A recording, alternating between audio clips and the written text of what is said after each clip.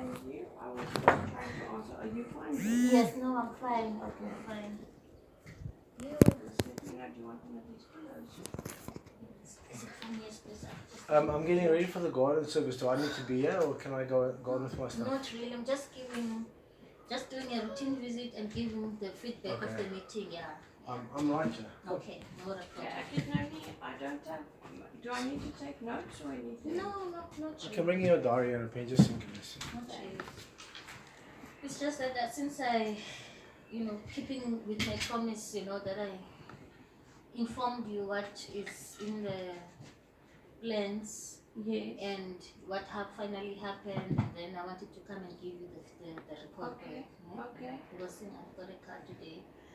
Yeah, so we did have the meeting on Tuesday. The human stuff. Because my office manager, my supervisor, myself, and then when we arrived there, we were going Okay, wait, let me just stop you. Where did you have a meeting? at human store.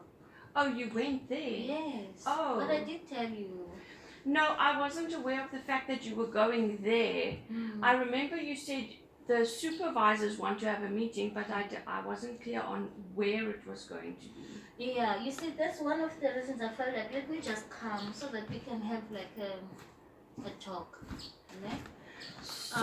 So you had a Because meeting? in my... Coffee, tea, No, don't want Mr. Laru, thank you. Whiskey? I'm just eating... I'll share with No, you. this Half. Okay. Okay, so on Tuesday you had a meeting Yes. in Heman's store. Yes, Okay. but I sent a message telling you that we are planning to go. Yes, I just didn't realize it was in Heman's store. Yes. So we went on Tuesday. okay. And then, as I said, it was my manager, myself, and my supervisor. So upon arrival, we got to meet the supervisor, which is okay. But now my supervisor is the one who's got the attendance register, eh? But I think it's a it's not Groeneval.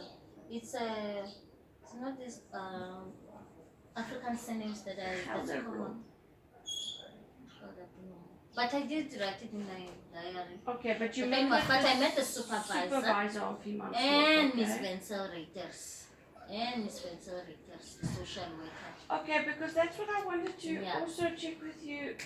And so She keeps saying important name is Wenzel Reiters. but you said Wenzel. Yeah, it's maybe unless I'm reading it wrong, but for me it's Wenzel Reiters. Yeah, it's how I pronounce it. I don't know. Wenzel Reiters. Yes. So So when we meet now, I said to my supervisor, my manager, let's have our own agenda when we go there. okay. And have our own attendance registers. We don't know what Yeah. they will want to touch on. So when we arrive, we find out that they are actually having some, I don't know, we call it stakeholders, people outside of the SD who are present. They want to give presentations to us. So we say, who is that? And we only come to speak from DSD to DSD. Yeah. So we are not aware of other people. So we ask who are these. So there is a Captain Stander from SAPS. Then there's also a traumatologist that's there.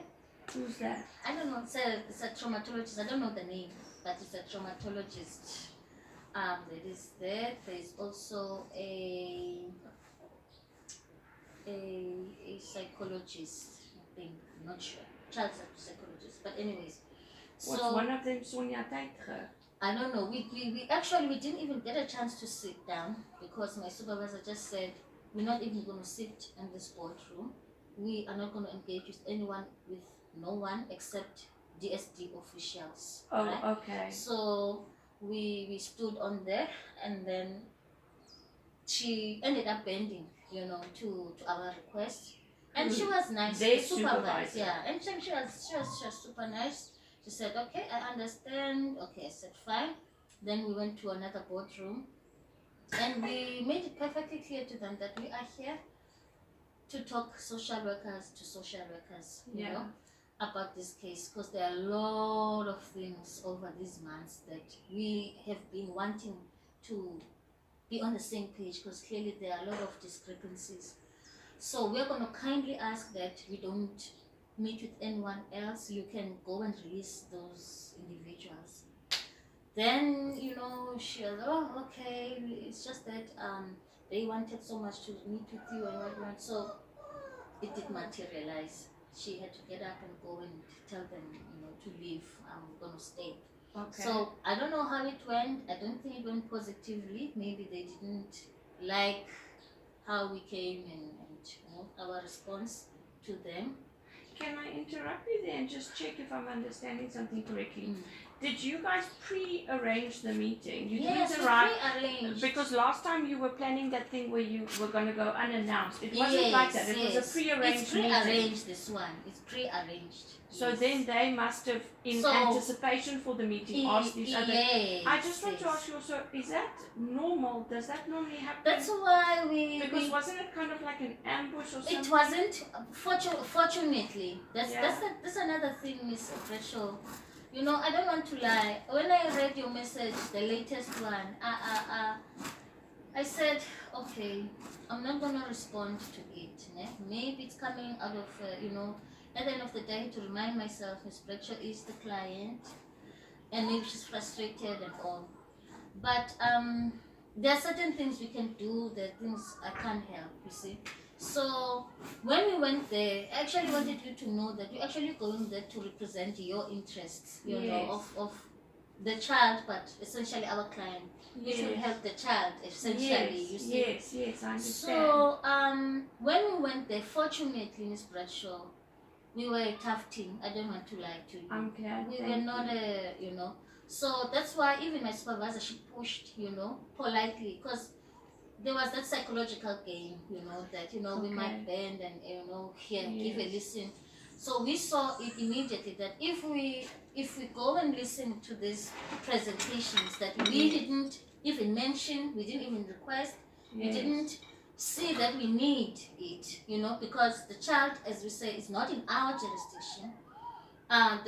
Our concern is the mother, you know, who is in our jurisdiction, who has these challenges that we want to address. Okay. So we didn't see the need. We saw it, foresaw that it might trap us. So I don't know, okay, but maybe not trap. I don't know, but we just said fine. Yes. So they were dispersed. Then they had to leave. Okay. And then the ma'am came back, and then we said. So in the discussions, we, in summary, we spoke about our, you know, challenges. Firstly, the one I placed on the table was that there was initially a Form 22 for investigations. Yes. And seemingly as we speak, we are talking about the primary care, but the initial reason was the Form 22. Yes. And the client is still waiting for the outcome. We want the report. We as social workers are waiting for the outcome, so that we give it to the client, so that the client can be at peace as to what is the outcome of the investigations. Yes. So they noted, and I don't know, like I think we came prepared, Okay. and in a way they were, you know, I don't know, I can't answer for them really, but the way I said, I think they were not prepared, you know. So can I check but with you? But she there? mentioned that the investigations were done. Now I want to be on the point of the Form 22. Yes, that's what I want They to were make under sure. the impression of emotional abuse, and I said no. The Form 22 we have is of, when I even opened the file, I said the Form 22 we have is allegations for sexual abuse, not emotional. Yes. So they were also surprised, and then I said, okay, maybe they thought it's the other, that first one, the other one that they were alluding to. I said no. So can we please have the correct procedures? No. So we emphasized was the medicals done. The Department of Health involved to examine the investigations. Well, the social worker said yes. They said yes. I'm gonna tell you what they said. Yes, Let me yes. tell you what they Yes. said. Yeah. The reason I keep trying to interrupt you is I'm just trying to get clarity. Who's busy answering you? Is it this Miss Venzeratis? No. Remember, when we have meetings of that nature, the supervisors take the precedence. We as the social workers, I spoke when I was presenting the case. Okay. The background and all of that, and the main questions, the gaps I'm having as a social worker. You Yes. see. So then can I just get clarity?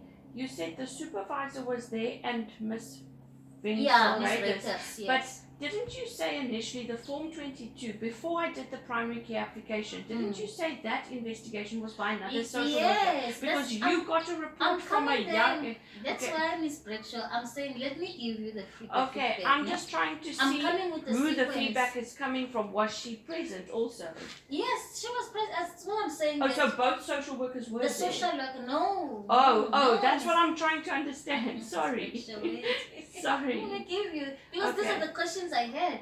Okay. That the Form 22, because I said let's start there, the Form 22, because Yes, that's thank where you. Motherwell Yes. got the case, me as the case Yes. manager. Yes.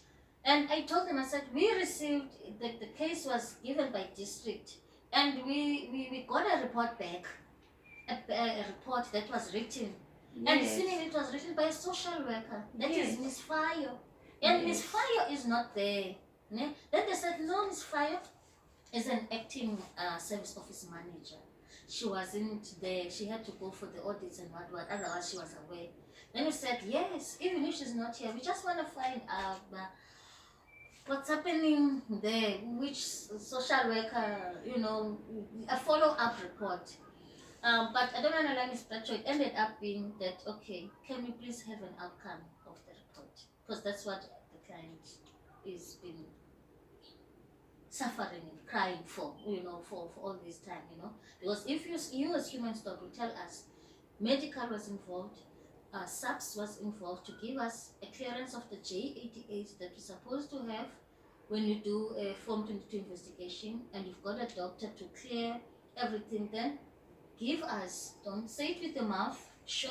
So they didn't give Give us you the report. paperwork. No, remember, it was just a meeting, this one. So in the meeting, we are addressing this thing. I said, next time we speak, we would like the report so that we can close the issue of the Form 22. We want the outcome of the investigations. Okay. Secondly, so it turned out that this Miss Fire wrote the report, yes, but I don't know that story they were giving, but I think then they were found, I don't want to say with the pants down or what, but I think we came prepared. Now they were in a way, trying to fumble, but they said, no, we're going to fix it, we're going to do that report, we've noted it. So we've noted it, ne? For the Form 22. Then I said, later on, because I'm following the sequence of the case, then our client, further proceeded to do a primary application for primary care. And then that's where we are. So I said, please, now I want a way forward now for this. The way forward. Because as we speak, the client is wanting the relationship with the child, wants to make contact with the child. So what do we do about that? That's all I want. Then she said, no, I've heard report that the contacts are happening. And then I said, oh, okay, is it? He said, no, the phone calls are happening, and we are actually, as humans, got surprised. In a way, I think they were trying to give a compliment, as to say, we didn't get any complaints from the father as to the behavior of the mother, that, she was, whenever she gets on the call, she wants to ask, she asks questions that are too demanding on the child, which make the child a bit, and the father, he ends up being hovering over the child and wants to stop the call. But the report now says that actually the mom did make contact with the child. She didn't ask things about what's your dad doing, the contact just went well. That's the compliment that we got. I said, oh, is it? Then she even made a note, the supervisor. She said, maybe there's something different with the way you are working with her, because we didn't have a positive interaction with her when she was beside. I said, oh, okay.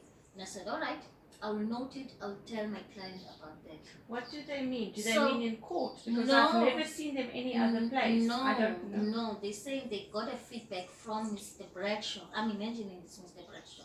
Yes. As to the call did materialize when you spoke to your daughter, and apparently with the report I'm getting from the social workers that it went positive.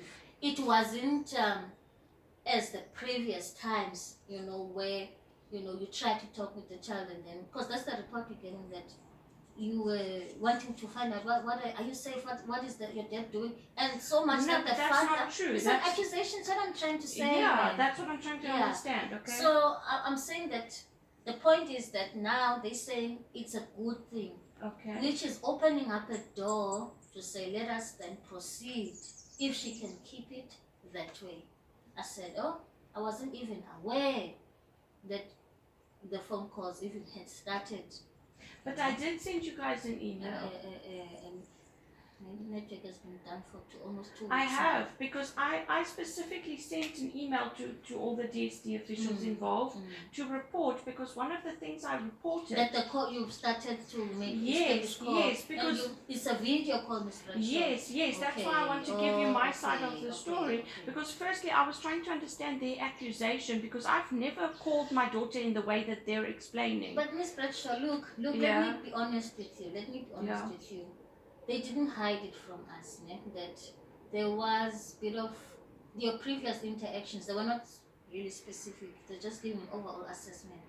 That the interaction between yourself with them wasn't necessarily positive. I think you also can agree on that. Yes, but I'm trying to What establish what they're talking about. What has that got to do with the safety of a child? Where the adults can either speak properly, allegedly, or interact properly, allegedly. I don't recall any of this, by the way, so it's allegations. But whether if not, even if so, if an upset mother whose child is missing comes to you, just like you have been super professional, you have understood the urgency and the demeanor of the client or the victim or the person in front of you. That has got nothing to do with the safety of that child. So let's not even go there. I don't think so. Because saying to an upset mother that you're upset is the most ridiculous thing on earth for a psychologist, social worker, or anyone that works with mothers and children or fathers who are also upset going through the same thing.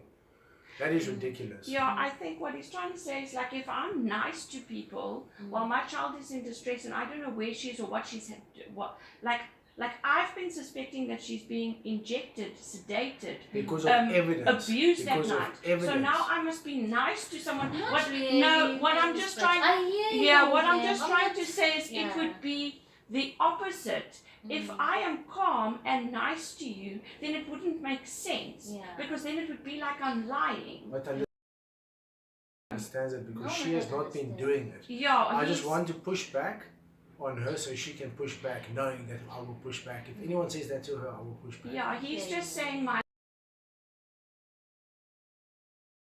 situation. Okay. She understands it. That was an interaction between me and her. Yes. Because that's not going to be laid at your feet, because it's an absurd thing to even suggest, or even if it happened, even if she was screaming, ranting, mad, that is because her child is missing. Yes. So it's a ridiculous. That's another thing. Thank you, Mr. Leroux. That's another thing that I wanted to. But please, I see you taking notes there. I don't want you to actually hear. I'm coming to give you just a report back, because nobody is. Man, I'm so grateful. Put down that anxiety. She has to sit here in absolute silence. You're Africa. So I'm really grateful, and this is just so I remember, because you're giving me so much information. Now I'm not going to remember everything. She is very private and personal. Don't think because of the Facebook that she's not a private person. She is desperate to find her daughter. She's a very private person. what I'm trying to say to you is, firstly, the only time I've ever seen that social worker was the 2 times we've been She's in at court.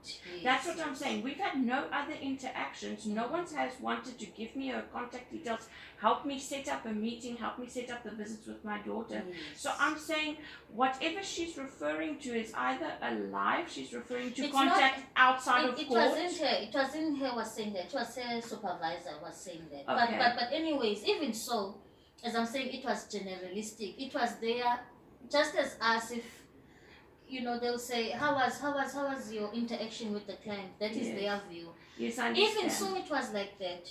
Okay. We as the team that we went, we didn't give them a chance, if I can put it that way, because I think they were having this way of seeing you, Mhm.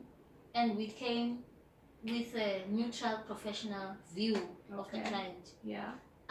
I didn't hide that my client is not an easy client. I don't want to Yeah. lie to you, Ms. Bradshaw. Yes. I'd be lying if I said so. Ne? Which is the number one Which is the characteristic of a good mother. Yeah, ne? That is the number one golden prize for a good mother. Yeah. You take no Hun- shit when it comes to a child. 100%. Hence, I add to that then. I said to them, as much as my client is, you know, quite a very, you know, persistent. And do you know Now assist she's me. not Let she's us not actually like that. She's so accommodating. assist me to assist the client. you know? She's so accommodating as a person. She's a lovely person. It's because of She's the in- situation, yes. Mr. Leroy. So what we I'm must trying all to get that say. right immediately. You guys in teams of training and learning, No, and over Mr. here we must be Leroy. clear. No, Mr. Leroy, whenever I point a point, it doesn't mean I discredit all the other good and No, positive I know. points. Otherwise, you know wouldn't be what I mean? allowed inside my house. I like I you. know. I will never allow a bad person inside my house and I bring bad know. juju in your house. I know, Mr. Mm. Leroy. I- But you know what? I don't never hide with my clients that, you know, I've had some tough times Good, with good. you, you know. I know. But at the basis, it's the understanding why. You get what I mean? The core. The core. Yeah, not which the is- symptoms. The symptoms don't matter. Which is why then I pressed further on after I let them know that the client then it's we are breathing with our land, with our we're saying because with our team, but it's like we are under pressure. So that's why even that leads us to come here. We are You say wanting, pressure. we want answers. Pimpy, pressure. It's like, Upimbo. yeah, Pressure. umqala. No, It's like your neck. No, one. Umqala is the neck. Pressure. Okay. Yes, Ngala. yes. So you want so we want to piece in the gaps so that we can give peace, you know, to and answers to the client. So the first one I already said, it's the form 22. Form 22, we want the closing report. We want the closing report. You did give us around March. We want now the closing. We want the conclusion. Are you with me, Miss Bradshaw? You understand that part? And then I said with the second one, with the client made application with the primary care. Now, what is the way forward? Because they sent an email before we went. They sent an email that said, the client, please tell your client she must designate someone who is suitable for the supervised contacts as according to the decree. And then I said, please answer on that, because that's why we didn't answer in your email. It's us talking to them. So we didn't answer that email because we didn't understand them. Because let's rewind. Even before that primary care, you as the office, you wrote a report without even asking for the background report of the mother's circumstances. So we had a question mark as mother of what's happening. And we were informed by our client that almost the magistrate was almost at the brink of, you know, removing the parental rights from the client. But because she was astute, she knew her rights, she fought, and the case was postponed. Only then you requested the background report. So please fill us in on what was happening. Oh no, maybe I don't know what was happening, but it's the pressure. The case was allocated to so and so and so and so. Well said, ma'am, please.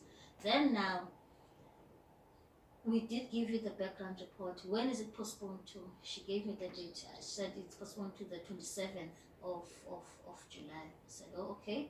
What is the outcome? What is expected by the court? No, it's for us to continue with the with the visit, with the contacts. Okay, I said, all right, let's come with that.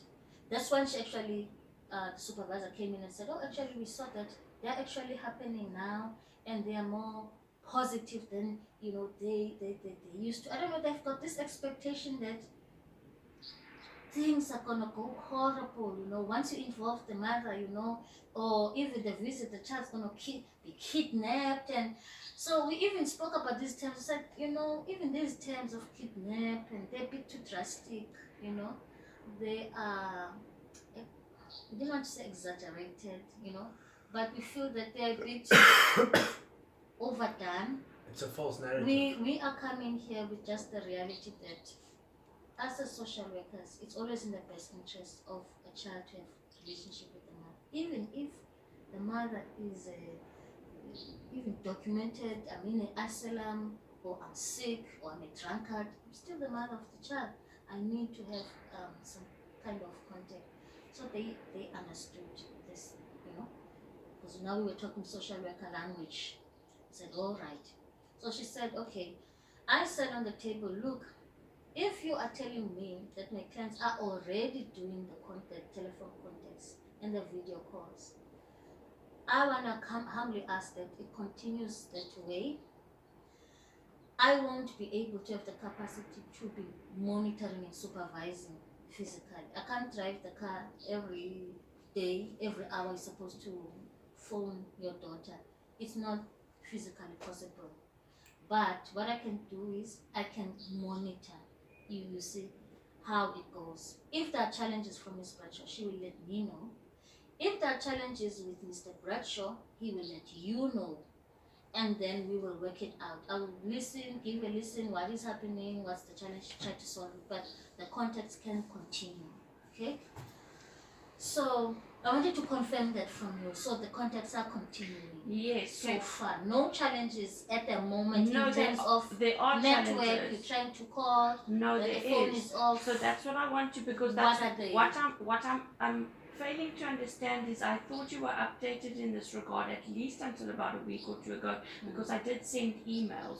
So at first, when we came out of court, remember, I told you that the magistrate said the phone calls have to be allowed. Yes. And for the first week or so, the first 3 or 4 times I phoned, he didn't answer. Yes. And so I sent an email to DSD and to the Children's Court that he's still in contempt of court, he's still not answering. And then eventually, by the one weekend, he sent me a message and said he wasn't prepared for me to start calling again, as if he's forgotten what was spoken about in court. He was playing stupid, because it had been discussed in court.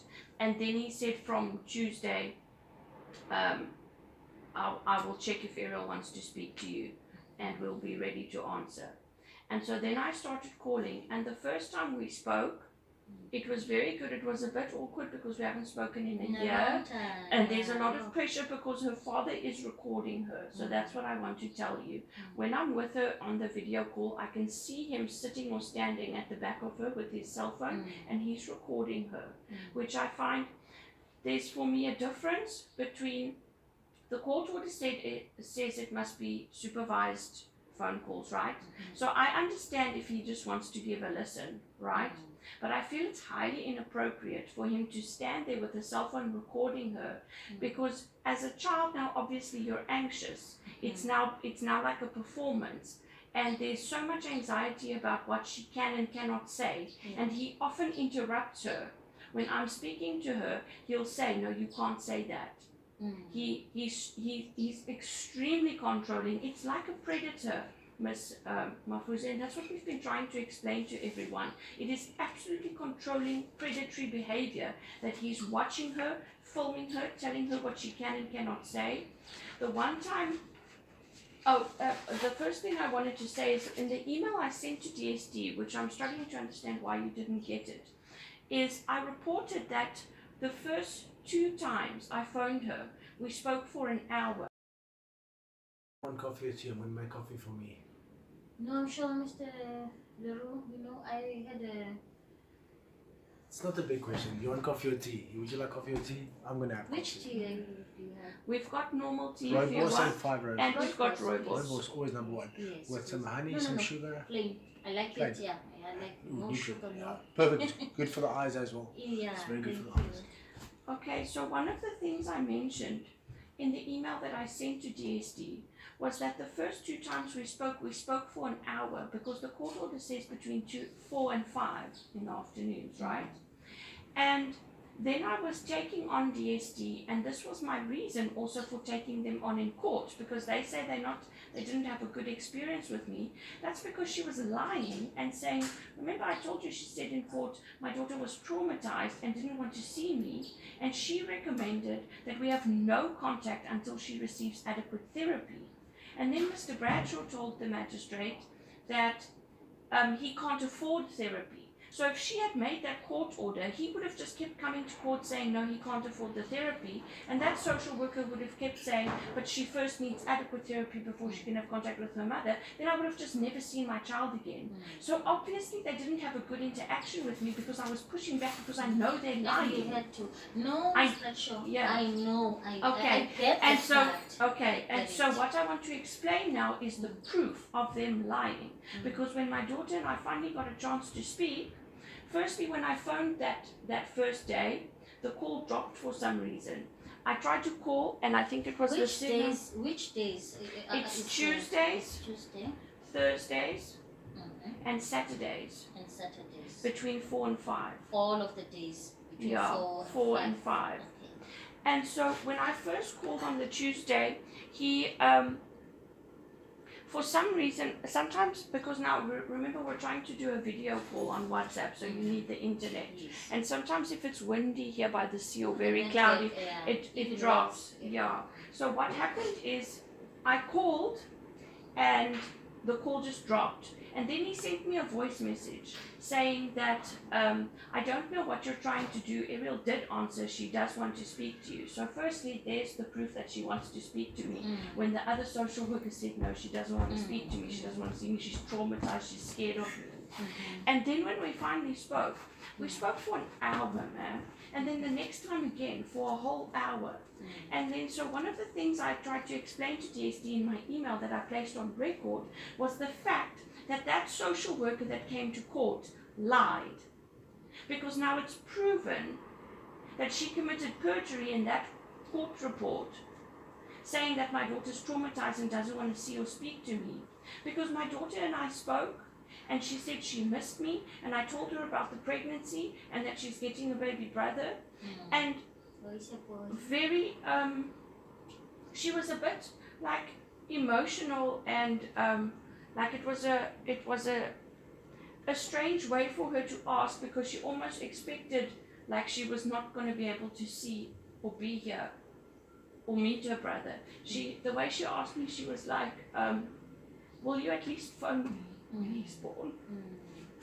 Because she didn't expect that she's ever going to see me or be part of his life. And I was like, of course I'll phone you, but I'm hoping that someone's going to help us before then to see each other, and that you will see your brother and meet your brother. But of course I'll phone you. So she was very excited, and I was showing her the baby clothes, and she was showing me dolls she had made and books she had been coloring in. Which day was this, Miss? This last week or This two was, weeks back? I can get But the it's fine. dates for you. Later on. Yes. Don't worry, yeah. So the thing is, what I did is I sent an email to DSD documenting it all, placing it on record, and I sent screenshots so that the dates and the evidence and the times and everything is there. And so the point is, after that email where I was extremely angry because of, now I've got proof that the social worker is lying. I mean, I knew that, Sean knows that.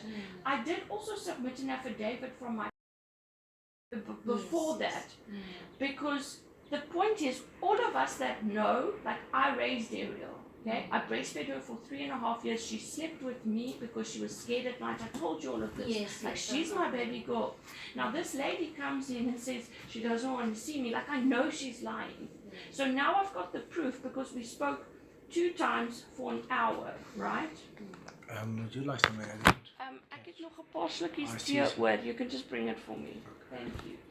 So even after I sent that email, we spoke again the next, at least for the next 2 or 3 times. We spoke for an hour. Okay. So this kept happening, right?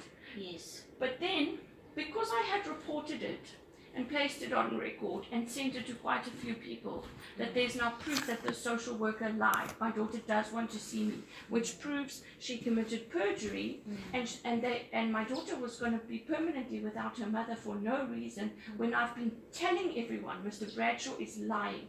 He's influencing her, he's manipulating her, he's threatening her, he's doing something because she just does what he says and she's scared to disobey. After that email, what started happening is the next few times in the phone calls, after 15 minutes, I would hear a noise go off in the background, and Ariel would get distracted and she'd start looking around and she's all awkward and nervous. And then we're trying to talk. Like, one of the things we do is we do story time, because she used to love me reading to her. Yes. But now the way with the phone and the camera when we're doing it, it's difficult for me. So, and because she's actually reading so well now, so what we've been doing is I get a book and I turn it around so she can see, and she's actually the one reading, because she can't see if I'm reading it. So we do story time on the phone, and we were busy with the story, and this noise went off. And then she asked me, like, can she go? Can we finish the story next time? And then I was asking her, like, but what's wrong? Why can't we finish the story? And then his mother started chipping in from the side, saying, it's 15 minutes, that's what the court order says, blah, blah, blah. And then I was trying to explain to her, but Ariel, this is our time that we have, that Mommy gets to speak to you, and I miss you very much. We can speak as long as we want, up till 5 o'clock. That you don't have to go right now. And then her father interrupted, and his mother, and they were very nasty, and they put, and now it created this conflict situation where she was in the middle, where I'm trying to tell her, no, we can speak, and they are saying, no, the court order says only 15 minutes. And then, so this is the type of stuff that he does, not me, right? He will control and put her in a situation where now she has to listen, and it's uncomfortable, and she becomes the middle point, like she's doing something wrong, and I can see it in her face, and I'm not in favor of that at all. And I never want contact with him. That's why originally, when we used to do phone calls, when she still used to be between us, like she would be with me for afternoons and weekends and then go back to him, you know what I mean? She'd be between us. But when I would phone her, I would phone on her phone. She used to have her own phone so that I wouldn't have to speak to Mr. Bradshaw, and so that he can't do this and create conflict and make it unpleasant. It's about our contact. It's not about conflict between me and him. That must be separate, right? And so the problem is he's taken her number off WhatsApp. I'm not able to call her. So that it's forcing me to call on his phone. And then he not only monitors the phone calls, he videos her, and then now he's been cutting it off. So now every single time we're speaking, you'll see if I do screenshots of the last few calls, they're not more than about 20 minutes, because at 15 minutes the alarm starts going off. And disturbs the call. Yes, and then he's like putting pressure on her to go. So what happened the first time when him and his mum started talking, and it got a bit awkward, and I could see how uncomfortable Ariel was, I was still trying to just end off the call by saying, I just want to tell you I love you, but I couldn't even finish that sentence. I was like mid-sentence, I was saying, I just want to tell you, and then he put down the phone.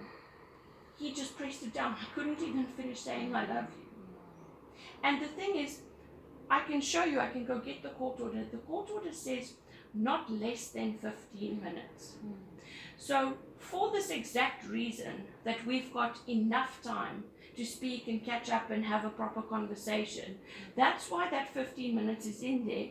It's because the wording is not less than 15 minutes. It doesn't say we're only allowed to speak for 15 minutes.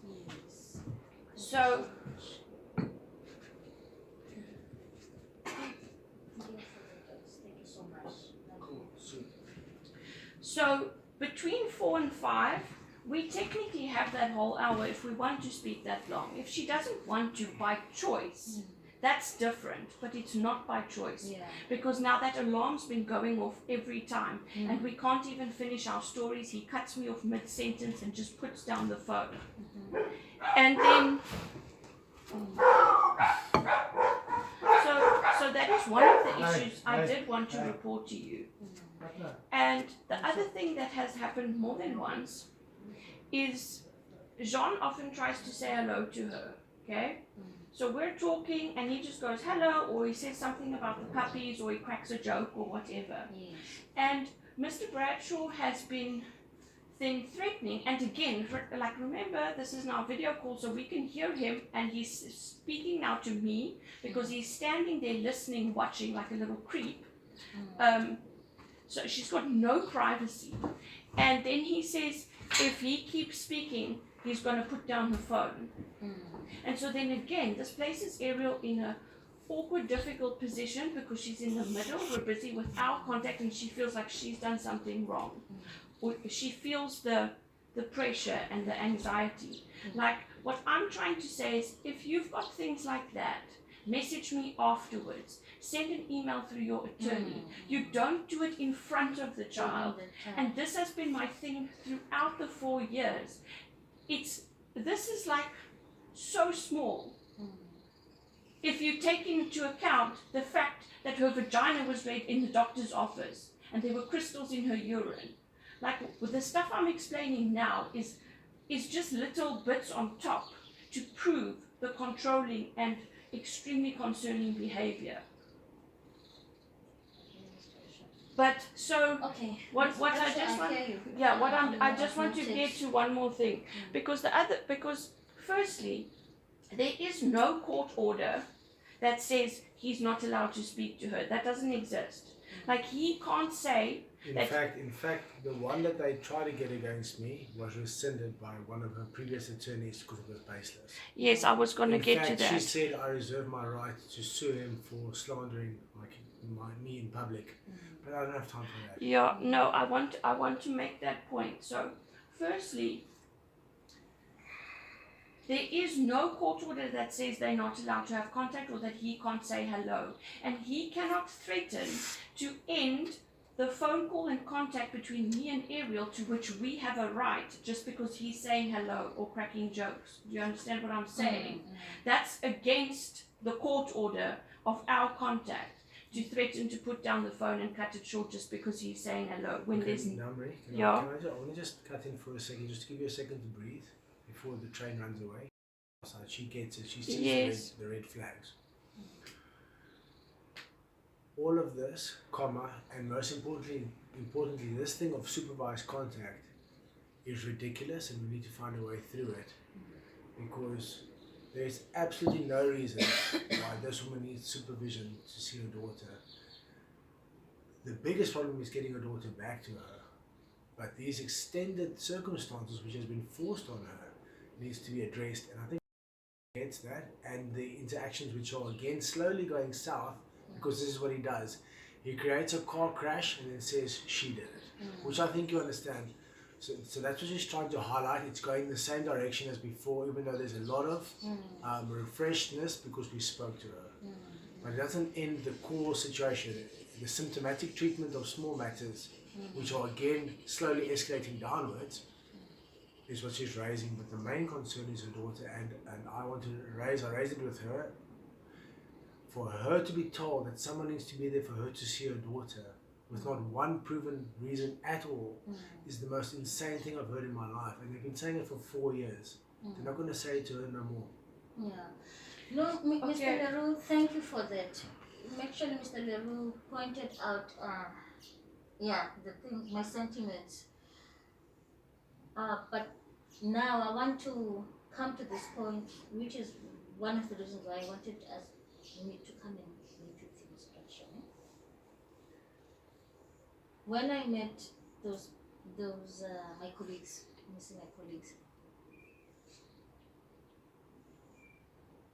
in not many words, I can sense that there is something, a strategy somewhere, somehow, okay, to put you at the disadvantage as the biological mother, all right? The only way they couldn't take us out of the office, they couldn't retaliate, even when we refused to see that panel that they arranged for us.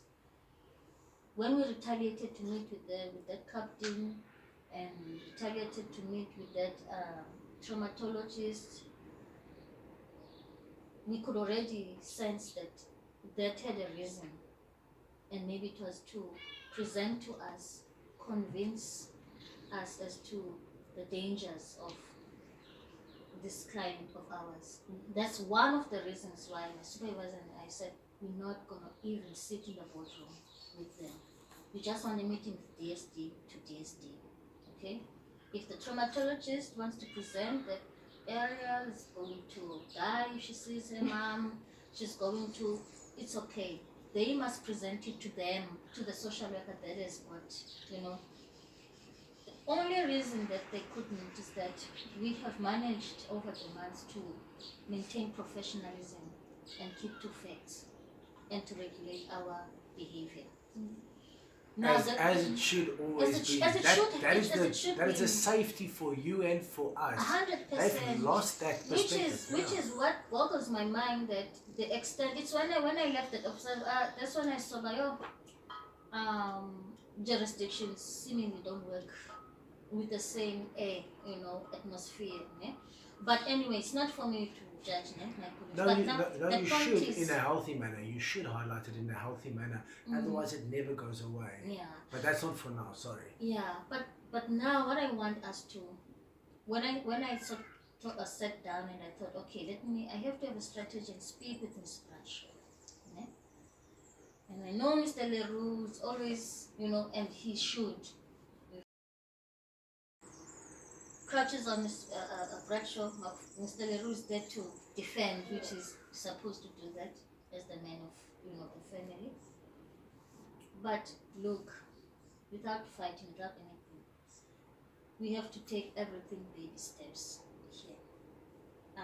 These people in a way are ready to see you fall apart, disrupt, take the social workers report, tear it. They are ready to capitalize on you. They, as he put it perfectly, Mr. Lee, when he said they caused the car crash and then they blame you for the car crash. Okay, they say you did it.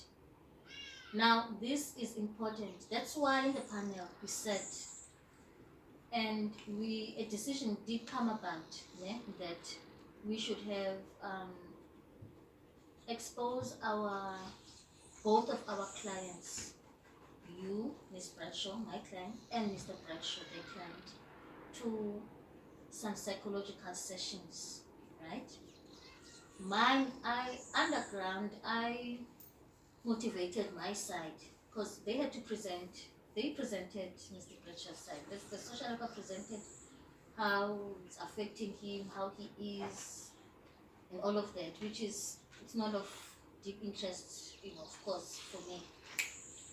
And then when they came to the part of Miss Bradshaw, it's explaining that, she's affected certainly, the strain, the anxiety, of this whole situation. So she might benefit definitely from having sessions with a psychologist. Okay? So there is that agreement that came in the meeting that both of our clients, the biological parents, should be, it's recommended that they are subjected to some psychological services, sessions, like counseling sessions, just to, ease and to regulate, so that this process of, establishing the contact with and the relationship with the child is smooth. Then I used that, I said, given that my client complies, the sessions go well, the contacts, the telephone and the video contacts go well. In my report, I did mention the circumstances are conducive. The agreement might have been made then because both clients were living in Jeffreys Bay at that time, but now the physical circumstances have changed. And so there is nothing on my side that stops the client to have the child over for holidays, you see. So we didn't dispute, so I want to be clear and honest with you, that there I didn't dispute we said, fine, the order says primary care with the father, but holidays, time, quality time with the mother, unsupervised, or we can say supervised, because if it's visits, I can just come in, every now and again and check and then leave, you see, supervised in that manner.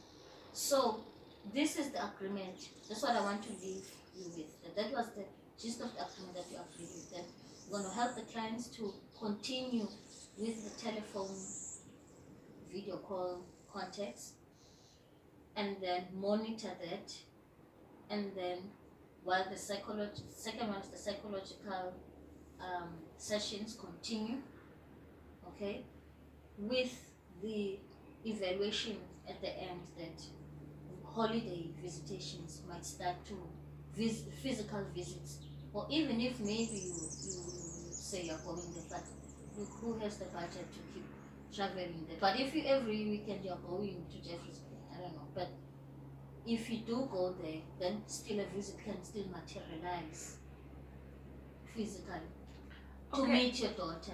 You get what I mean? I'm just trying to understand, because the court order at the moment, right, says I am allowed to see my daughter once a week for 2 hours, right? Yes. The only thing is that because he did that divorce behind my back, he got it right to convince the magistrate that supervision is needed. Now, this is where DSD comes in.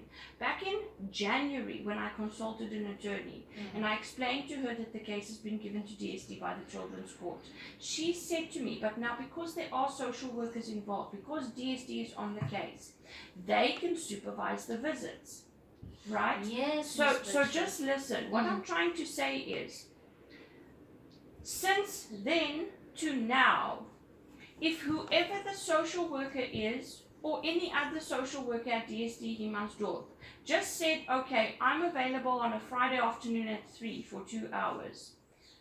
Mr. Bradshaw must bring Ariel, and we all decide on a venue or whatever, right? Since then to now, I could have been seeing my daughter every week. Okay, I hear you. Just bear with me. Just bear with me. On that, you let me know, so that I can let Himansdorp know. We are getting the bus going now. If the telephones are already speaking with your daughter, you can see her. You said you want to see her, you want to hear her voice, you want to speak with her. It's already starting. Now, take it up a notch further. If you tell me you're going to Jeffreys Bay at this time and so forth and so forth, I send an email to Vincent Reuters. I tell her that the clients will be at this time and this time. According to the court order, they will be there at this time and at this time. There at Jeffreys Bay. You let me know. Then I let her know. And then she speaks with the client to arrange the meeting.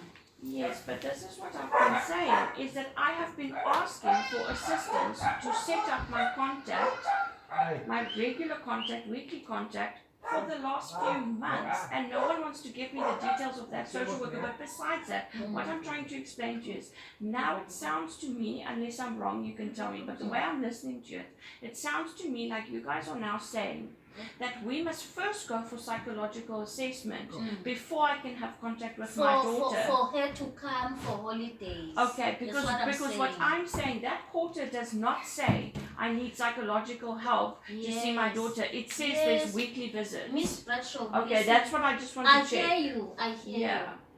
And how can I explain this? Your court order doesn't speak of your child coming for holidays. Yes. Let's start there. Yes. I thought you were going to see that it's a loophole I was trying to put in to benefit you.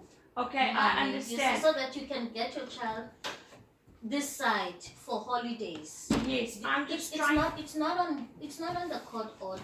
Okay. But we were discussing it in the panel. Can I ask a question? You get what I mean? So that if it does happen, I'm able to motivate for it, you know. And this is the deal, ma'am. Unfortunately, this is the deal we had to cut when we're sitting at the table, okay? Because I'm presenting for my client, they're presenting for theirs.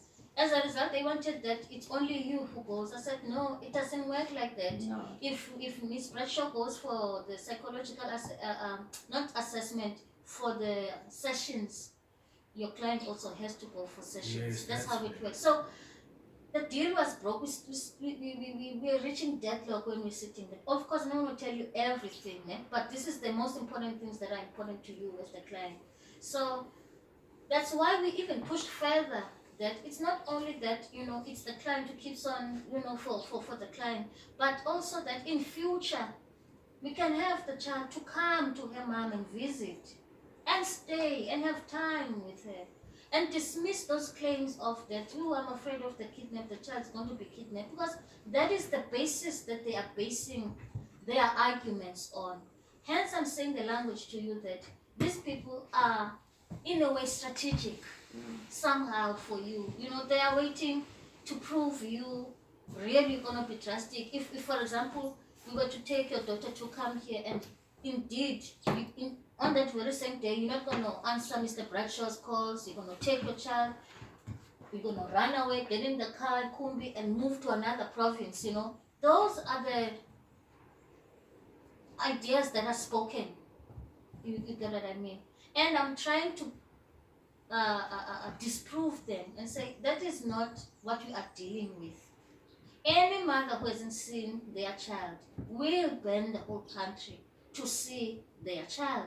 And banning the country, sometimes it's out of the norm. You're doing things that are not, in the norm, because no one will listen to you, you see? Thank you. So therefore, that's why you have to do things that are, So that's what I'm trying to appeal to them, that, yeah, fine, you complain that the client didn't act like this, and then we explain to us that, no, it's because she hasn't seen, she wants to see her child. You keep standing in the way.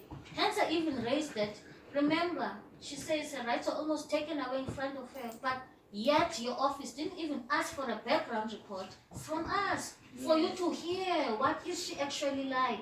You see. So that's why I'm saying this, Bradshaw. There is an agenda, okay, that I cannot confirm professionally. I cannot write it, but my instinct does say there is an agenda somewhere, somehow. And my duty is to always help you to also know. And will you like the things I advise? I don't think so. I even this cycle, I knew you're maybe going to push back, which is I understand. But I just wanted to check that you guys are not trying to change the condition. I wanted to check that I understand properly. Yes, that's what I thought you were trying to say, that until I receive this psychological, I can't get my Okay, I just need to read. You want to drink your... I just wanted to quickly... ad break. Yeah. Thank you for shopping with us.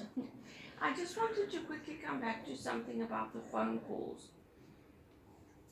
I mentioned that there is no court order that says he's not allowed contact with Ariel, right? And if you take into consideration the last 3 years that we've been living together and that we've been together, up until this situation happened, where her father did the divorce behind my back and said the supervised contact, and then no one helped me and I couldn't see her and whatever. Before that, right? The other 3 years of the divorce, she was between us, right? And so every time she was with me, afternoons, weekends, holidays, weeks at a time, right? When she's used to him being here, they have a relationship. He's effectively her stepdad, because I've been pregnant before. Remember, I told you we had a baby and she was excited to meet her sister and whatever. He is the father of 2 of her siblings. Unfortunately, one passed away, but now again, this one coming. We are a family. It's highly inappropriate and not helping anybody for Mr. Bradshaw to have this view that they cannot have contact, because he's essentially her stepdad, right? Secondly, he did try years ago to get a protection order against him and to say that Ariel is not safe with him and that they're not allowed to have contact. And he made our life very difficult, because he pushed through that protection order without serving it on him and without him being present. And so then it took us an attorney to help us to take that to court and to have her name rescinded so that they can have contact, right? So the protection order between him and Mr. Bradshaw stands. But no, it's expired now. oh, it was years ago. So he's saying after a few years it expires. We must go check. I have checked, it's expired. Okay, but the point is, her name was specifically removed. There is no danger, there's no paperwork that says they are not allowed to be together. Because what he did is, remember, if we live together and now he says they can't see each other, that means that every time she comes home, he has to go away. He's not allowed to be in his own home that he pays for when he takes care of Ariel. Because remember, for the last 4 years, Mr. Bradshaw wasn't paying maintenance. So he paid for a roof over our head. He was feeding that girl, clothing that girl, teaching her swimming lessons. He was a father to her. Mr. Bradshaw didn't pay a cent.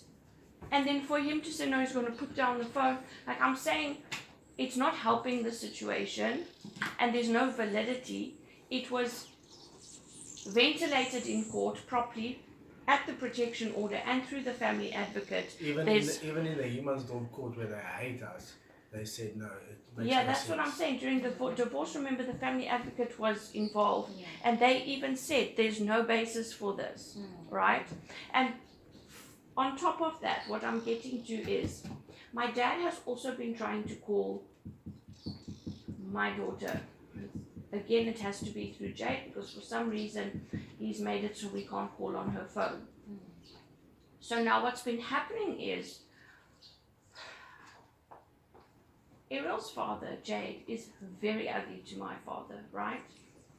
And my dad is trying to call Ariel every now and again to at least have contact with her, let her, because they also used to have a relationship, because before the divorce, but even during the divorce, when it was so difficult and he was making our life so miserable, I think I told you this, my parents spent months at a time with us, because my dad was supposed to testify in court for me, and they were helping us. They would often fetch her from school. They went with me to court for emotional support.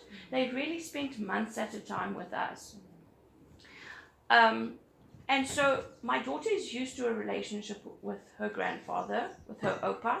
I mean, they used to sit and build puzzles together, sit and read stories. You get the picture. Now he's just trying to call. And every time he tries to call, he first has to speak to Mr. Bradshaw, because he can't get through straight to her. And then first he has to navigate the hostility and the conflict and the threats, right? Because he says, Jade is always speaking so nasty about me, and he's threatening him. And then he says, no, he can't call, and then he can call, and then he says, no, she doesn't want to speak to him. And it's very ugly. Now, eventually, I think last week, they spoke. And then my dad apparently asked her, like, how's your health? Something like that. Just because it's winter, it's flu season, he himself was sick with a cold, he was just asking, how's your health? Then he sent me the voice messages where Jade's mother contacted him, and she was so ugly to him. She threatened him and said that he is never allowed to ask about Ariel's health again, because it's an insult to her, because she is taking very good care of her. She can assure him that Ariel is being cared for. Like she was so ugly. She took it so bad, as if, and she said that she knows I am forcing my father to call her because I'm trying to dig out the trash can, anything to put against them, which is not the case. Like my dad was just speaking to his granddaughter. Yes, I'm just explaining what happened, because I'm trying to get you to calm down just a tad. You can finish your story just a little bit. They are trying, because by the sounds of it, they reported to you that there's no problems with these phone calls. And I'm trying to say, yes, it's going well in a sense, it started well, but as soon as I put it on paper that this is my proof that that other social worker lied, is that we can speak for hours. Then he started with the alarms, then the conflict between us started and it became awkward, and then with my dad's phone calls, then my dad started getting threats that he is not allowed to ask how Ariel's doing or her health, because now it's an insult to Jade's mother which is not. He sent me the message he sent back to her saying it was not meant like that at all. I myself at the time was sick with flu, it's winter. I was just asking an innocent question. And what has since happened is he's tried to phone again, and then twice they've said no, she's at a play date. Then my dad made an arrangement to call this morning at 9, and then Jade sent him a video. He's started this again. I reported this to you when we first came to see you when the case started, that last year he would send me videos. He films her saying she doesn't want to speak to me, and he sent me like 20 of those videos. And that's why I stopped trying to call, because he was filming her saying she doesn't want to speak to me. Now he's done that again this morning. That's what I'm wanting to report. He started it again this morning. He filmed her while she was watching TV and eating, saying, Opa's about to call, do you want to speak to him? And then she says no. And then he sends that video to my father, even though he had arranged to call her this morning at 9. Now, I'm sure I don't have to spell it out for you, but this is a big red flag, because the contact has just started again. And I'm concerned that he's now going, I'm also going to start getting videos like that again. And I hear you, the concern, but Ms. Bradshaw, what I'm going to kindly ask, as well as also to sort of bring it to the conclusion, yeah? I want you, Mr. Bradshaw, from now on, what I'm going to kindly ask from you, I'm not understanding, but I can empathize with the frustrations and the anxieties, the possibility that he might repeat all the things that are funny behaviors, you know. So what I'll kindly ask now from here on, because from that meeting up until now, I'm coming back to my client, I'm going to give the feedback. Hence I'm asking now from your side, technically now, not was he smiling, he was fraught, he was speaking bad. I'm just meaning, did the phone call, the duration, it take place? When you called, it went through. That is how I want to tackle it now. Okay? And then so that if you tell me, I called, time to call was 4 to 5 on Thursday. Are you getting what I'm saying? Yes. Not report to the social worker that like please I assist said, me. The client has been. If now there's a pattern, then it's things that I need to document and forward to SD, so that I'm even thinking as we're sitting now that when I talk to Ms. Reuters, that if we run into challenges that are too much, that the contacts are just not happening anymore, we might have a virtual meeting maybe with the biological parents, you know, and discuss what is happening. Other than that, I wanted to also let you know that the contacts were not going to be 100% perfect. Okay, that's another thing that is not nice. I wanted to say that look, Ms. Bradshaw, all I want to hear is that you spoke to your daughter. That's what I wish for, and I know when you speak with her, from 1 minute you will want 5 minutes. From 5 minutes you want 30 minutes. 30 minutes. It's bound to happen. It's natural. What I'm going to ask is just, please, let's just try to be consistent. Try to keep it this way. Keep to your times, and I know you will keep to your times. Yes, I do. Record any challenge that you have, and then let me know. Okay? I will not come. It's not realistic for me. I was honest with them that I cannot come on Tuesday, Thursday, and Saturday to come to the house and be present during the calls.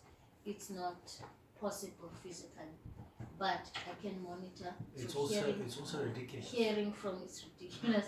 Hearing from you how it's going and all of that.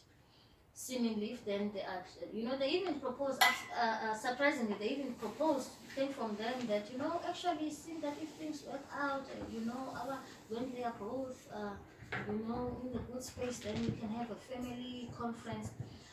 I said to myself, oh, okay, well, but the main issue really That shows is you not how even that then. shows you how poorly I informed they don't, are. yeah, of the because I didn't situation. see, if I'm honest, I didn't see Miss Bradshaw sitting in a circle with, Can you imagine? the Can you imagine No, all of but- us sitting in a circle? yeah. It shows you how poorly informed their side is But- of how critical this is. But on that point, ma'am, this is what I want to ask, is because, and this was, I've been trying to explain that I thought I told you after the last court date, when we spoke on the phone, I thought I did communicate this with you, and I've been SMSing and trying to follow up because it's not happening.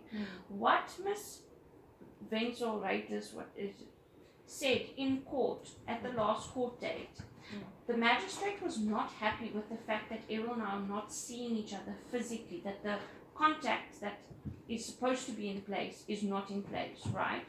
And I explained that I had reached out repeatedly, but that you guys keep saying it's not your jurisdiction, that side has to help me set it up, but no one will help me, and I don't have her name, I don't have her contact details, she doesn't want to. That's what I'm Yes. answering, Miss Bradshaw, that So- it's now happening. We Okay. keep starting in a way. So I just want to explain again that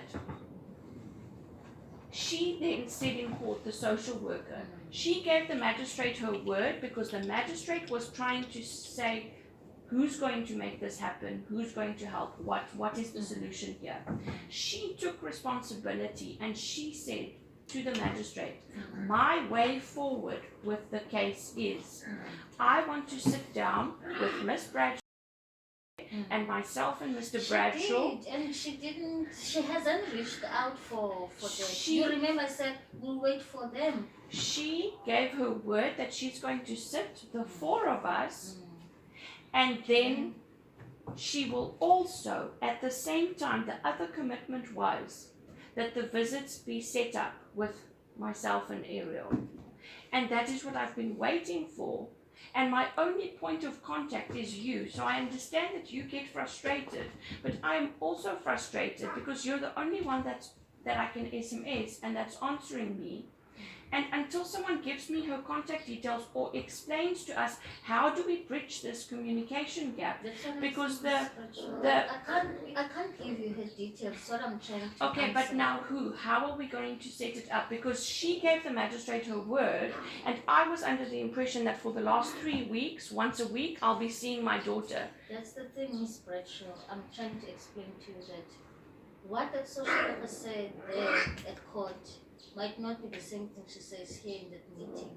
And that's what I'm Yeah, highlighting for you, that is- she's not that keeping is- her yeah. word. And the point is now, as long as for me, I'm working for you to get to contact your daughter and have a relationship with your daughter. That's what I'm saying. If these telephone video calls continue, and then I give her the report back that the clients also, I even said, if you, for example, can go to Jeffrey's Bay at this time and this time, you inform me, I inform her as the social worker, to make the arrangement for that. I have a question. You say? So based on your interaction with them, and as you said in the most conservative and nice manner, that there is an anomaly here. In the worst case and most evil case, what we have found and which there is good evidence for has happened or is happening. So there is an anomaly going on. Where do you suggest we report this to, or do you have someone that you report it to, and will it be reported? Mr. Leroux, I don't want to lie to you. That is purely the client's choice. Can you advise which organizations deal with this? What is the next step? Mr. Leroux, I don't want to lie.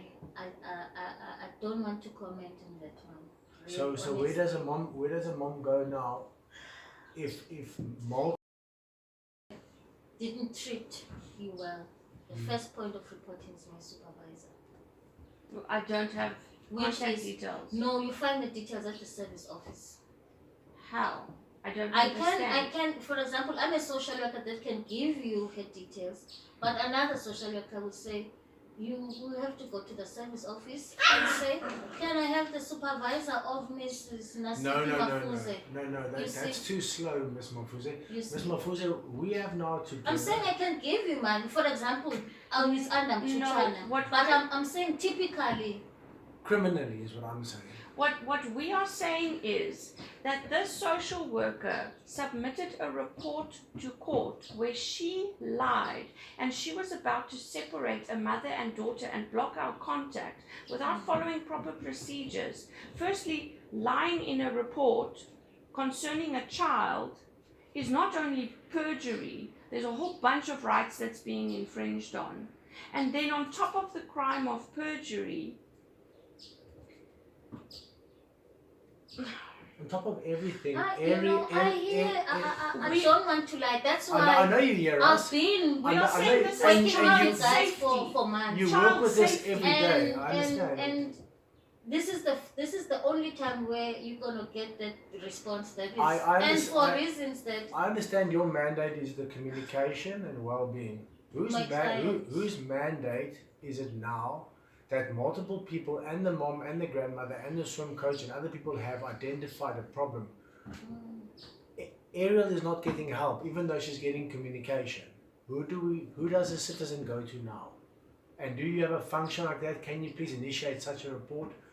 Or can you point her and me in the right direction? Because we're running out of ideas to help the child.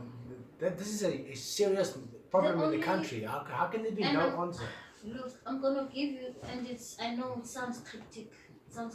But okay, as I'm saying, cryptic is something. It's what I'm saying. That's the cryptic answer is giving you that. If you've got a problem, you go to the supervisor, and if you're not satisfied with the supervisor, you ask for the service office manager. From there, you take it further up in the department. I hear you, and that counts for everybody. Yeah. And so is your service area supervisor the same as Humansdorp area supervisor? It depends, but there is standard, it's mandate. There's always a supervisor, there's always a service office manager. But then there's also other channels that you can, if they don't listen, there's provincial office and all of that. And should they not be aware of the situation already, and do they not have any input, seeing as an anomaly in their organization has been found? How?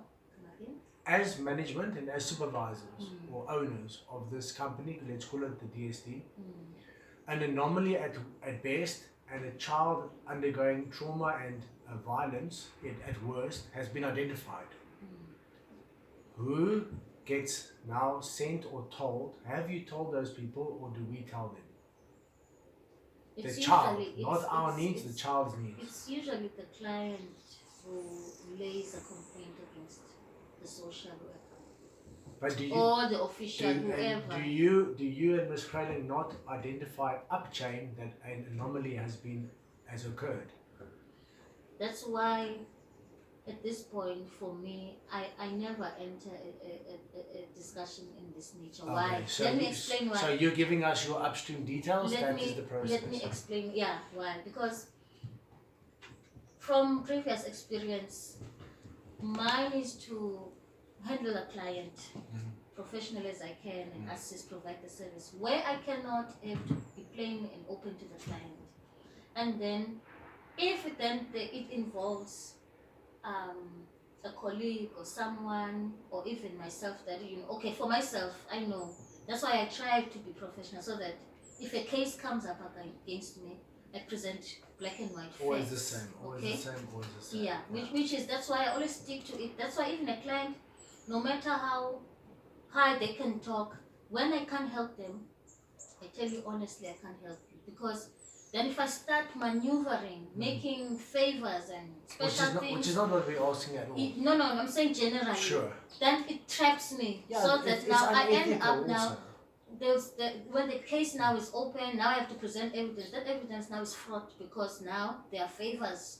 There are things that you overproduced when the department simply cannot, So when it involves other colleagues, I can't speak for them, because maybe they don't, maybe if a social worker sees a client crying, or a client, they feel intimidated, they come with influence and powers. They end up doing the will and the bidding of that. But that's not and the then situation. I can't speak now That's not the for situation. that colleague. I'm not talking about self-defense. I'm talking about the defense of a minor that has now been identified, even by DSD. So I'm saying in sense of reporting, because I think it's what you were asking. And who can take action? Isn't it what you were asking? Yeah, sure. Yes, so we will saying... report upline, but I'm finding it very strange, and it's concerning for you guys as DSD not to have a policy or maneuver or instruction at your availability when DSD has now identified, and the court has identified, and a citizen has identified the same person who is a minor in a position of needing care or intervention. Who is doing this? No one's doing this. That's a very big gap in the system. Even though you are doing everything. Maybe I'm not hearing. Okay, can I come in here? So the point is, sorry, I'm not assisting. With the form No, 20, we're talking. No, we just with discussed. the form 22, right? As I think I've explained this to you before. When I went to see an attorney, she explained to me that if a form 22 is actioned and DSD is involved, the time limit within the court system is 3 months, because it's a child.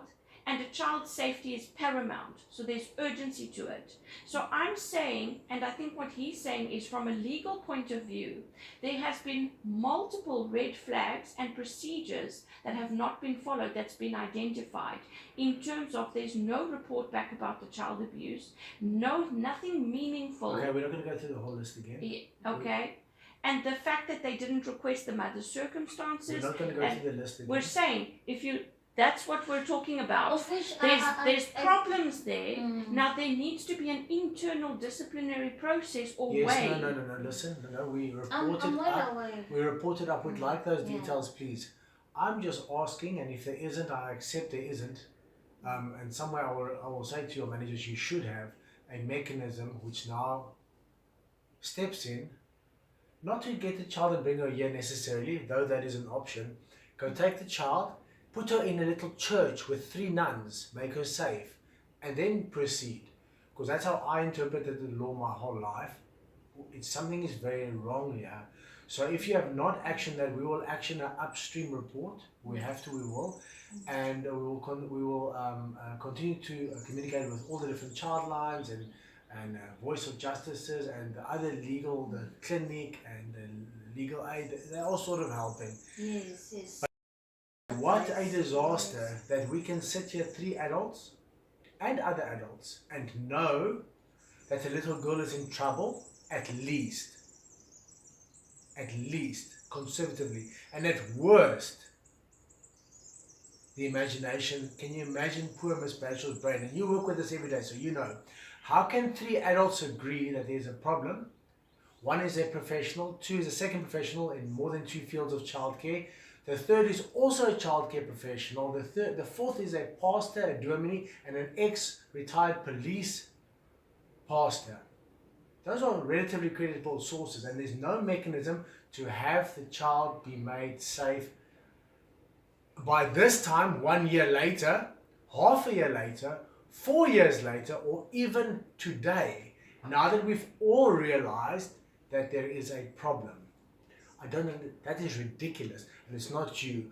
We have to all of us need to think about this as this comes to a close and when this comes to a close, because soon God will intercede. He loves his children very much, and someone's going to get a very big hiding, I think. Thank goodness this time it's not me, because I've been naughty before and I got my patla. But there's no mechanism. Your hands are tied. You know there's a problem, but you can't go to an officer who you know and say, we have to go fetch this child because policy so now jumps in and a broader investigation becomes necessary, and the mom and the dad and everybody's going to be looked at, even the boyfriend and the other girlfriend, everyone's going to be looked at. But in the meantime, we as adults have not fetched the child. No one has. And everything that they are saying might she be doing, they are doing to her in evidence and fact, and been shown in different courts who have all kicked the can down the road. And in the meantime, a social worker with a heart of gold, who has been very nice in the most disastrous moments this woman has ever lived through. But still, you can't even go and fetch a little girl who you know is in trouble. That is ridiculous. The thing is, I can't, on that last part, I can't say, because for example, when we sit in there, they said, because it doesn't matter. People lie. It doesn't matter. People, see, and I understand, and I see what you're maneuvering. I'm just saying, at the end of the day, we are all gonna have to find this point to never happen again. I understand where we're at. I'm highlighting very specifically to everybody who will listen. We all need to find this point and have it never happen again. Can you imagine the other people who have less resources, or in a township and your child, poof, and then where do you start? It has destroyed our lives, but we will never stop. Another person, and I've been blessed with a good education. Thank God, I can read, I can find out, I've got friends, I can correlate. Imagine someone else, child gets taken. Where do you, and I know, no matter what they do, that child is not coming back. No, that one is. And we are professionals and we are adults. It's a horror. That means we are all doing nothing. I will not dispute what you're saying, because working for the department for years, and it's what I say to my own family. I say the system is rigged. Yeah. But not actually, because the law is not rigged, the people are corrupt. The law comes from the Bible. The law is the people. That's the law is not sick, the law is complete. Because, Miss Bradshaw, who is social development? What do you mean with social development? That's what I'm trying to say. When I say that the law is the people, who is social development? Is it a building or is it? Yeah, it's a very difficult. You guys work in offices. Today, tomorrow you deal with Mr. LaRue. Yeah. They are saying they work with the same Children's Act, but the line of thinking, the line of empathy, the professionalism, all of those things, are they going to be the same? No, I understand. Hence I'm saying, in this case, you are correct when you say hundreds of other clients out there, they are hopeless, because where do they even start? No, because there's no answer. Because there's no answer. We Ms. together Bradshaw has that level of professionalism you mentioned, that you know, an email can be sent to this office. The very reason that made you that day not to have those that act carried out was your instincts and your knowledge that you cannot, even if you are a judge, you cannot evoke my rights towards my child. Not without an attorney present. You see, other clients don't even know about That's what I'm saying, ma'am. They are doing this to okay, other stop. mothers. Stop. That's not what I'm saying. No, Yes. that's not what I'm saying.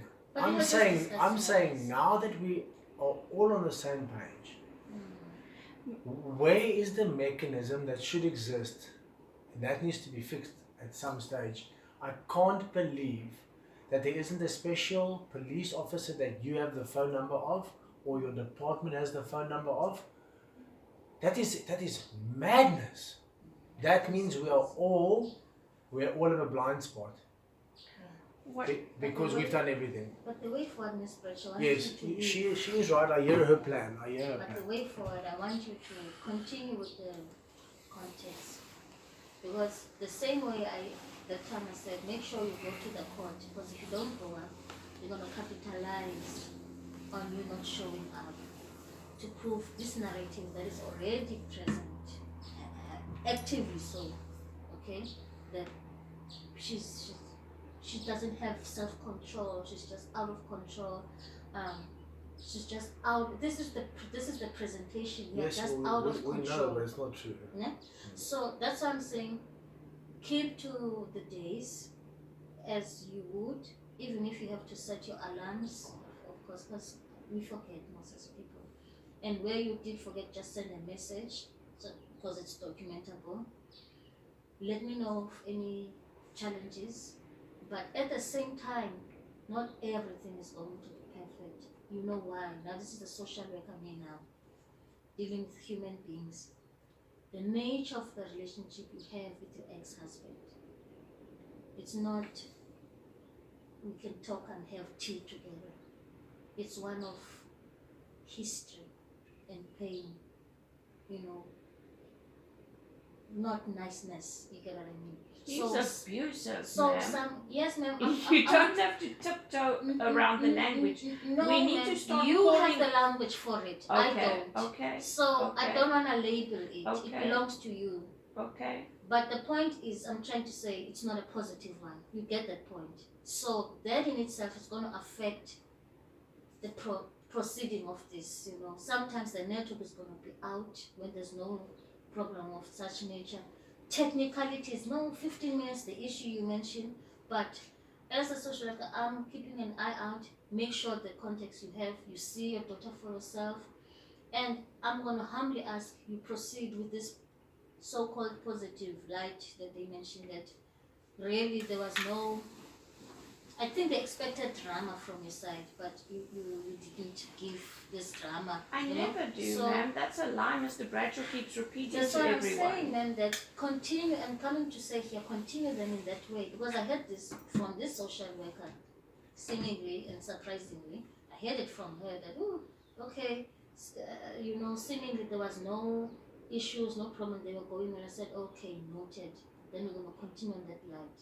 Now we're going to summer further than, you know, what is this? You ask for a hand, you somehow ask for the whole arm, you know, that whole thing of, so this is the strategy now we put on the table. We said, okay, see if it all goes well, and our client also, you know, on her side, because if she goes for the sessions, it's showing court-wise now, technically, that this lady, she's moving on with her life, she's got her own family, she's trying to work on her own self, you know, she's, you know, so she's attending these sessions and so forth.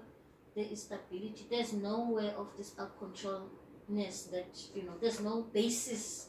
Therefore, if further recommend, then, you know, holiday visitations. That's what usually happens with the cases that we have. We always start with little by little the telephone, sometimes the weekend, day visits, then it starts with the home overnight, then it goes to holidays, you know. So I'm saying, but is it not? I know. So I'm saying it's just a presentation I came to put before you at your feet, and something to think about, something to think upon, Miss Bradshaw, you know. Okay, I've got... It's not the perfect package, but it's, yeah. I've got questions. Firstly, I want to come back to the court order and the visitations that are in place. How do I get it set up? And now I just want to say, you are saying I must just let you know when we're going to Jeffreys Bay. We don't, because I'm injured and pregnant. That's not how it works.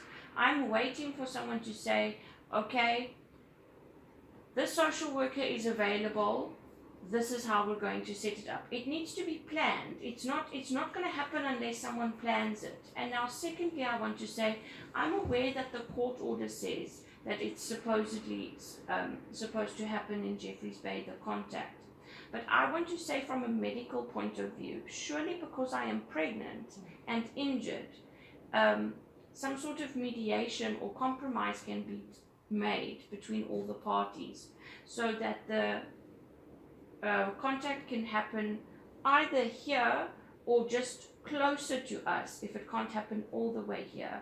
I'm asking, since no one will let me contact her and just speak to her so we can figure something out, how can we arrange it? Are you able to mediate and ask them what are the options? Is Mr. Bradshaw willing to bring Ariel to this side? Because if they can bring Ariel this side and you say you make yourself available to supervise the visits, will that not help? The reason why, ma'am, I'm saying it's not the department who usually how we arrange so-called supervised, because most of them, they're not completely supervised. For example, some visits that will take over the weekend, the social workers are not employed to work on the weekend. let's start there. No, it must be a week afternoon And because then it's even in the supervised. afternoon, Yeah. sometimes, as I'm saying, the same reason why I'm saying even if it was in the morning, it's impossible for me to have a schedule, because then it means all the clients, all the 1,000 clients that we're working on. With this one, I'm only even having this car really specially today. It's like a luxury for me, you know, to even sit for this. I'm only even sitting this hours because I'm traveling alone. I'm waiting for the colleague to finish where he is now.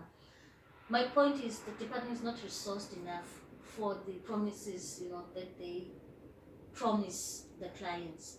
But what we do as social workers, or rather let me say, in our office in Motherwell, we negotiate with the clients, okay, that if you let us know that by this way we were thinking that I would like to see my daughter this time, and it must be within the time of the court order, because they're going to push back that side.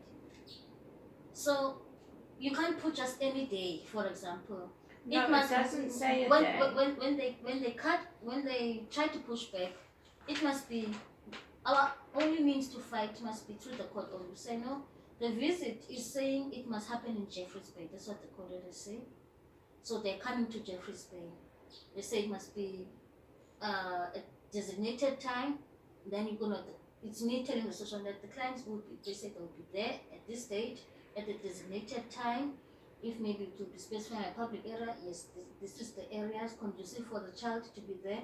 Then it's set, and then I contact a human stop in that sense, in that line, and then you are able to make sure. Then I ask them, I mediate in that sense that is the child going to be brought? You can't do are any you going of to that. be present? Sorry? Namri can't do any What of that. I'm saying to you She is, can't do any of it that. should not impact on my right and my daughter's right to see each other just because I'm injured and pregnant. I'm aware, so what I'm saying is the only stipulation is that it's in Jeffreys Bay and that it's supervised. You cannot go that far from home. I'm aware that's what I'm... far from care. That's It's impossible. Yes, that's what I'm explaining to her. What I'm saying to you is there's no other stipulation in terms of dates or specific or whatever. It's we have to arrange it so that it occurs whenever, once a week for 2 hours.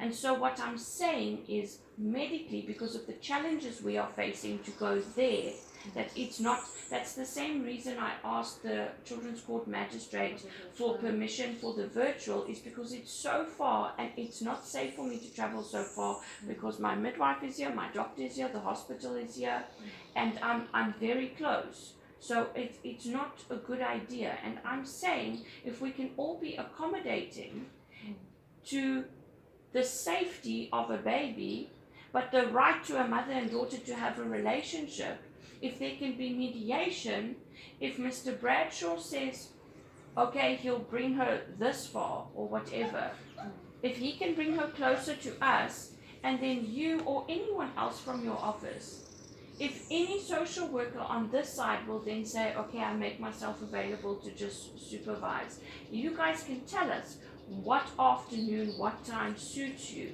Do you get what I'm saying? Yeah. We just all need to to start communicating and put a plan in place, because it's not happening because no one is even attempting to make the arrangements. I hear you. What you are saying, the way I'm hearing, it's what we do only for holiday visits. Because of these under-resourcing situations I'm explaining to you, it doesn't work on a day, weekly to weekly. And otherwise, it will not work out. But then from how our do we side. do it? It's the client. It's usually the client. I'll tell you how you do it. This is ridiculous. There is not one proven reason why you need supervised contact with your daughter. You say no. Your daughter can come to your house. You will fetch her and he can fetch her, or you can drop her and he can drop her. Because you've done nothing wrong. Okay, but So- how do so we let's- motivate that? You Because say you are saying you can't say motivate no, that. I'm it's saying not I can't workable. do it physically. You say no, it's not workable, and we will find another way, because it's not fair, just, workable, ethical, reasonable, logical at all. They are forcing it on you. You say no, thank you for the other stuff, and we'll work it out over the next while. but you don't agree to that which is not going to work, which makes no sense, and which is only going to harm the situation. Okay, so Resist it and say no. okay, so what then is the other option? Because can I just ask you then, as a social worker who has met with me repeatedly, who has come to our house, am I wrong if I presume that there is nothing that you've picked up that tells you that there's any problem for my daughter to be with me? Like, my report supports your daughter to come here. I've even mentioned in the panel that her mandate is communication and safety and trying to set it up. She can't make the moves. I can't make the physical moves. You've got to make the moves. I'm saying the resources. So that's what I'm saying. You say to Ms. Mafuze, thank you, I hear you. It's a lot of good development. It's not the perfect package. It was never going to be, but it's progress. However,